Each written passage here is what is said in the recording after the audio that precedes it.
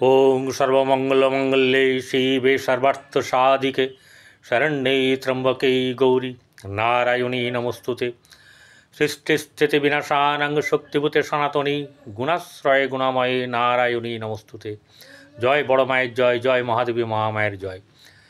प्रत्येकेर जीवन सुंदर হোক, आनंदमय হোক, प्रत्येके स्वास्थ्यवान থাকুন, সুস্থ থাকুন এবং প্রত্যেকে দুধে ভাতে থাকুন। শ্রী শ্রী পদ্মাবতী মা এবং বড় মায়ের কাছে প্রার্থনা করি। আজ অতি গুরুত্বপূর্ণ, সত্যি সত্যি অতি গুরুত্বপূর্ণ এই রাশির, যে রাশিকে নিয়ে মাতামাতি, যে রাশি অসংখ্য অসংখ্য মানুষ আমাকে আমার এই ভিডিও দেখে তৃপ্ত, ফোনও করেছে, প্রচুর ফোন, প্রচুর মানুষের ভালোবাসা আমি পেয়েছি। সেই রাশি হচ্ছে কুম্ভ রাশি। কুম্ভ রাশির এই জাতক জাতিকাদের বৃহস্পতির গোচর কতটা শুভ, কতটা প্রাপ্তিযোগ, কত সমৃদ্ধি লাভ, কত ভাগ্যোদয়, সেই সব নিয়েই কিন্তু আলোচনা। অল আর পজিটিভ। দেখুন, প্রথমেই শুরুতেই বলি, যারা আমাকে আমার সঙ্গে থেকেছেন এতদিন এবং লাখ লাখ মানুষ আমার এই ভিডিও দেখেছেন, বিশেষ করে কুম্ভ রাশি জাতক জাতিকাদের আমি ভেতর থেকে আন্তরিক শুভেচ্ছা জানাই। তারা সকলেই সুস্থ থাকুন, ভালো থাকুন। দেখুন, প্রত্যেকের রাশিচক্র তো এক নয়, রাশি এক হতে পারে, কিন্তু আদার্স যে আরও 8টা গ্রহ লগ্ন, এগুলো তো সবার এক নয়, তাই সবাই সেরকমভাবে পাবে না। কিন্তু গোচর যেটা, আমি তো গোচর বিচার করি, কারো পার্সোনাল ছক তো এখানে বিচার করছি না। সেই গোচর কি বলছে সেটাই কিন্তু আমি আপনাদের সামনে তুলে ধরব। ভিডিওটি ভালো লাগবে এবং ভালো লাগলে কি করবেন, সাবস্ক্রাইব করবেন, পাশে থাকা বেল আইকনে ক্লিক করবেন, অল বটনে প্রেস করবেন, তাহলে নোটিফিকেশন চলে যাবে। লাইক করবেন, কমেন্ট করতে হবে এমন কোনো ব্যাপার নেই। আপনাদের ভিউজই বলে দেবে যে আপনারা কতটা আমাকে ভালোবাসেন বা আমি কতটা সঠিক বলছি। মেন হচ্ছে গিয়ে আনকাট ভিডিও তৈরি করি, সঠিক বলি, যা জ্যোতিষ মতে বলে। আমার মন গড়ন কোনো কথা নেই, তথ্য তুলে ধরব, তার বিস্তারিত বর্ণনা আমি আপনাদের সামনে তুলে ধরব। এবার আপনার এই বৃহস্পতি জন্মকুণ্ডলিতে কেমন অবস্থায় আছে, পীড়িত না শুভ, কি ব্যাপার আছে আমার জানা নেই, কি মহাদশা অন্তর্দশা চলছে আমার জানা নেই। এই ব্যাপারগুলোকে খেয়াল করবেন। শেখার জন্যে বলছি, যারা শিখবেন তারা তো আমার কাছে পড়াশোনা করতেই পারেন, কিন্তু নিজেরাও শিখুন। যদি আমার কাছে নাও পড়েন, শিখুন। যেটা হচ্ছে গিয়ে আপনার জন্মকুণ্ডলী, প্রথম হচ্ছে আপনার জন্মকুণ্ডলী বিচার করতে হবে, সেখানে কিভাবে আছে বৃহস্পতি, লগ্ন সাপেক্ষে, চন্দ্র সাপেক্ষে। তারপরে দেখবেন মহাদশা অন্তর্দশা যে মেন ফল প্রদান করবে, এবং গোচর, গোচর হচ্ছে ফল দান করে যাবে। ঠিক আছে? তাহলে এই যে এই সময়তে ফল আপনি পাবেন আপনার ইয়েতে, আপনাদের কিন্তু সকলের উদ্দেশ্যেই বলছি যে আপনাদের কিন্তু খুব ভালো ভালো ব্যাপার আছে। আমি তো করিনি, আমি তো দিচ্ছি না, দিচ্ছে হচ্ছেন আপনার কপাল, আপনার সময়। যাদের ভিডিওটি ভালো লাগবে, যাদের মনে করুন কোনো খারাপ অবস্থা আছে, তারা আপনাদের পছন্দের জ্যোতিষীর কাছে, আপনাদের যারা পরিচিত জ্যোতিষ, তাদের কাছে আপনারা গিয়ে দেখাবেন। আমি চাই, আমি পরিতোষে বলছি আমি, যে আপনারা যাতে ভালো থাকেন, আপনারা যাতে সুস্থ থাকেন, আপনাদের যাতে উন্নতি হয়, সেটুকুই আমার লক্ষ্য। এর বেশি কিন্তু আমার কোনো কিছু নেই। আপনাদের প্রাপ্তি আমার প্রাপ্তি, তাতে আমার কাছে কে দেখালেন না দেখালেন কোনো যায় আসে না। যাই হোক, এখন যারা ফোন করবেন আমাকে 8906781462 এই নাম্বারে ফোন করতে পারেন। যারা দেখাবেন, মনে করবেন আমার সঙ্গে কথা বলতে পারেন। তাছাড়া বলে দিই, প্রচুর জ্যোতিষী আছে, দেখিয়ে নিতে পারেন, কোনো ব্যাপার না আমার। যাই হোক, মূল জায়গায় চলে আসি, যেটি হচ্ছে বৃষ থেকে আরম্ভ করে শেষের পর্যায়ে চলে এসছে কুম্ভ রাশিতে। কুম্ভ রাশি আছে আর মীন রাশি আছে বৃহস্পতির গোচরের ফলাফল। তাহলে বৃহস্পতির গোচরের ফলাফল এই কুম্ভ রাশির জাতক বা জাতিকারা কেমন পাবেন। এই বৃহস্পতি 14 তারিখ সরে গেছে। সেই বৃহস্পতি এই যে একটা বছর থাকবে, সেই একটা বছর আপনি তার কাছ থেকে কি প্রাপ্তি আছে সেটা আমি জানিয়ে দিই। ভালো হলে ভালো বলবো, খারাপ হলে খারাপ বলবো। প্রথম কথা হচ্ছে যে আপনার রাশির সাপেক্ষে দ্বিতীয়পতি বৃহস্পতি মীন রাশির অধিপতি, আবার একাদশপতি সাফল্য ভাব, আয় রোজগার, ইনকাম, লিকুইড মানির এইসবের অধিপতি ওই সেই বৃহস্পতি। সেই বৃহস্পতি তাহলে হচ্ছে 2 এবং 11 আর বসে আছে পঞ্চম, মধুর জায়গায় বসে, মধুর জায়গায় বসে। একদম এই কথাটা বললাম, বিস্তারিত ভেঙে নেবেন, আমি যা বলার বলছি। তাহলে এখানে দাঁড়াচ্ছে 2, 11 এবং 5 বা 2, 5, 11 যে যেরমভাবে নেবেন। 2, 5, 11 সাফল্যই সাফল্য, প্রাপ্তিযোগ আছে। অন্য গ্রহের কথা কিন্তু আমি বলছি না, ঠিক আছে? আপনাদের রাশিচক্র আমি জানি না, এখানে যেটা বলছে সেটা আমি বলি। 2 হচ্ছে ধনভাব, ধনভাবের কারক গ্রহ বসে আছে পঞ্চমে। এবং সবচেয়ে বড় কথা হচ্ছে যে এই পঞ্চমে বসে সে কিন্তু রাশিকে দেখছে, অর্থাৎ দেখুন রাহু পরে ঢুকবে 18 তারিখে, সব ঠিক আছে। আমি যেহেতু বৃহস্পতি নিয়ে বলতে শুরু করেছি, বৃহস্পতির দৃষ্টি আপনার উপরে থাকা মানেই হচ্ছে যে আপনাকে একটা গার্ড দেওয়া, অর্থাৎ পজিটিভ এনার্জি দেওয়া, আপনার মধ্যে জ্ঞান বৃদ্ধি করা, আপনার মধ্যে সচেতনতা নিয়ে আসা, কিভাবে চলবেন, জীবন কী করলে ভালো হবে, আপনার আগামী জীবন কতটা সুন্দর হবে তা নিয়ে কিন্তু আপনার চিন্তাভাবনা এবং এই ভাবগুলো খুব সুন্দর হবে। যেহেতু দ্বিতীয় রাশিতে দৃষ্টি দিচ্ছে, আবার দ্বিতীয়ের অধিকারী, দ্বিতীয় হচ্ছে ধনপ্রাপ্তির যোগ, আবার ধনক্ষয়ও হয়। ধনপ্রাপ্তি, সঞ্চয়, পরিবার বৃদ্ধি, আত্মীয় স্বজন, মুখমণ্ডল, এই জায়গাগুলো কিন্তু হচ্ছে গিয়ে নির্দেশ করে মোটামুটিভাবে আপনার এই বৃহস্পতি। সেই বৃহস্পতি দ্বিতীয়পতি পঞ্চমে বসে আছে। তাহলে পঞ্চম জায়গাটা কীরকম ধরনের আপনাদের রাশির পক্ষে? পঞ্চম হচ্ছে বলতে পারেন একটা পূর্ণতা লাভ। ব্যাখ্যা দিচ্ছি। সুখ ভাব হচ্ছে চতুর্থ, যেখানে আপনার রবি বসে আছে, ঠিক আছে?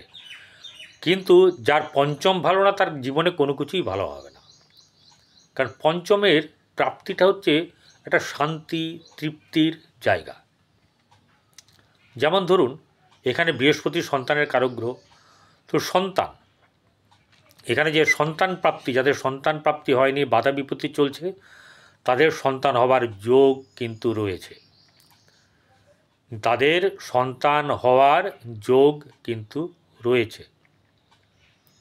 এই সন্তান হওয়ার যে ব্যাপার, সন্তান হয় কি করে? আনন্দে। সেই আনন্দের ঘর কিন্তু হচ্ছে এইটা, এখানে আকর্ষণের ঘর, এই জায়গায় মানে প্রফুল্লতা, এই জায়গায় হচ্ছে গিয়ে আপনার আকর্ষণের জায়গা। সন্তান তো বললাম, এছাড়া আপনার যেটাকে বলা হচ্ছে যে প্রতিভা বৃদ্ধি, সব এইখানে সুন্দর সুন্দর জিনিস লুকিয়ে আছে। অতএব এই পঞ্চম আপনার জীবনের জন্যে সুখ নিয়ে আসবে। একটা সন্তান এই ঘরে এলে কীরকম ধরনের সুখ লাভ হয়, আনন্দ লাভ হয় বলুন তো দেখিনি।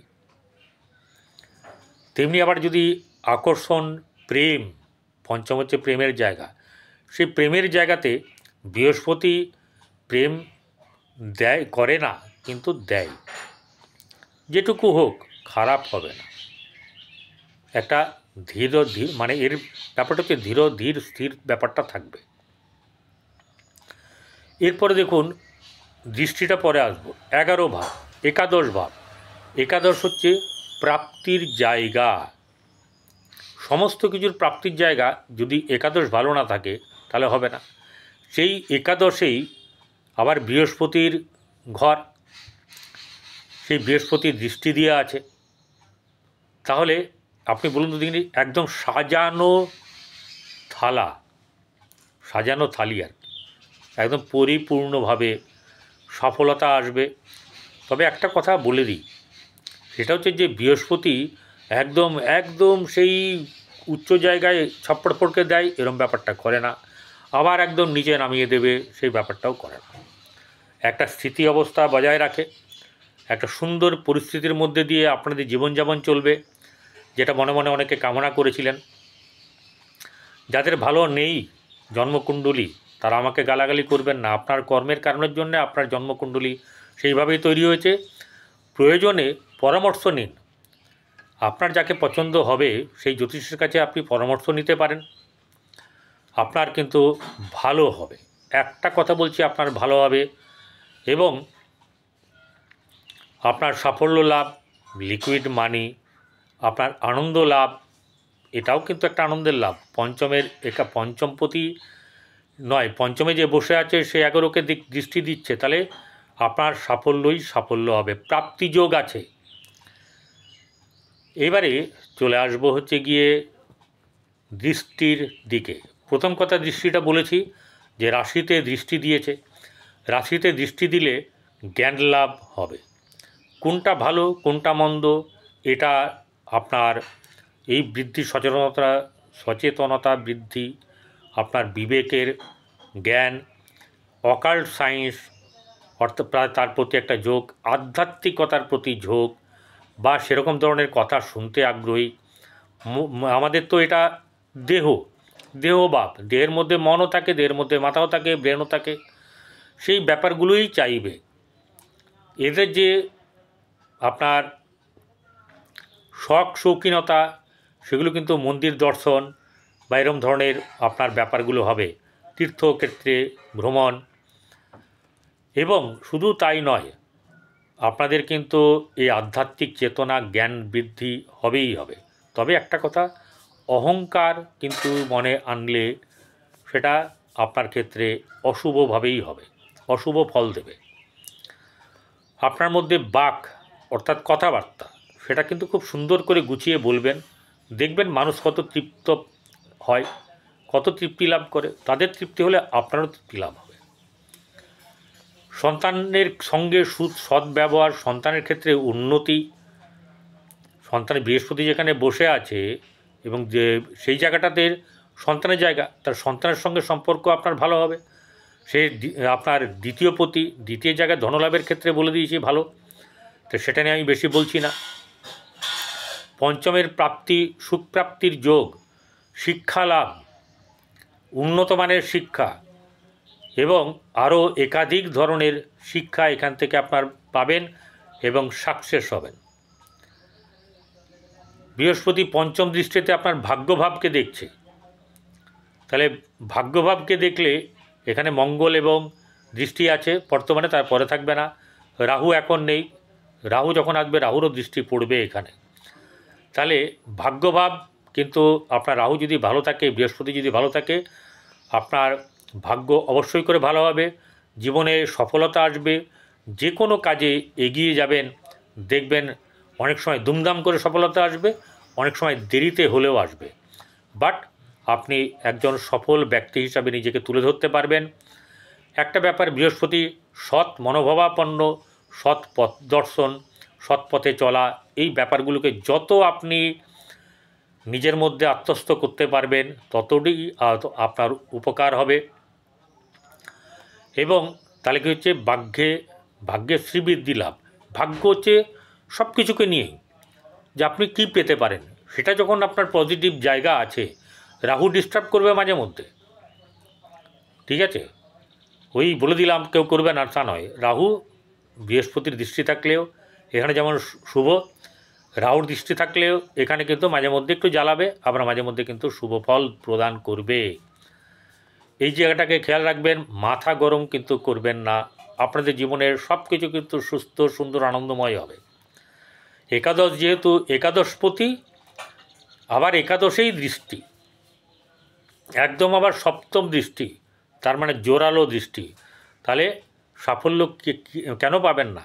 ঠিকভাবে নিজেকে নিয়ে চলুন, সাফল্য আপনার পায়ে পায়ে ঘুরবে।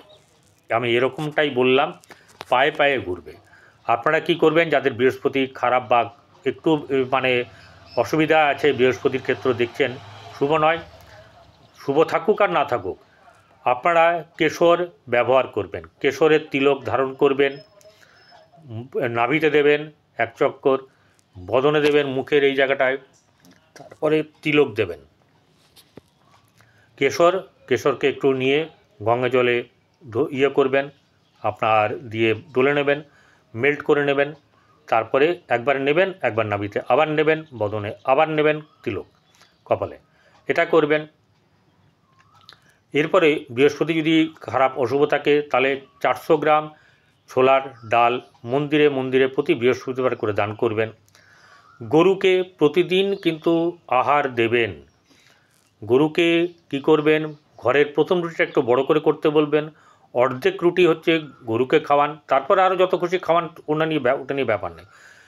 তাহলে আরও অর্ধেক রইল, সেই অর্ধেককে অর্ধেক করে অর্ধেক কুকুরকে, অর্ধেক কাককে এবং আরও পশু পাখিকে আপনি খাওয়ান, নিত্যদিন খাওয়ান, আপনার কিন্তু ভালো হবে, অনেক অনেক উন্নতি হবে এবং আপনার জীবনে আপনি দেখবেন এরকম করে এগিয়ে যাবেন। আপনার জীবন সুস্থ, সুন্দর, আনন্দময় হোক। শ্রী শ্রী পদ্মাবতী মা এবং বড় মায়ের কাছে এই প্রার্থনা করি। ভালো থাকবেন।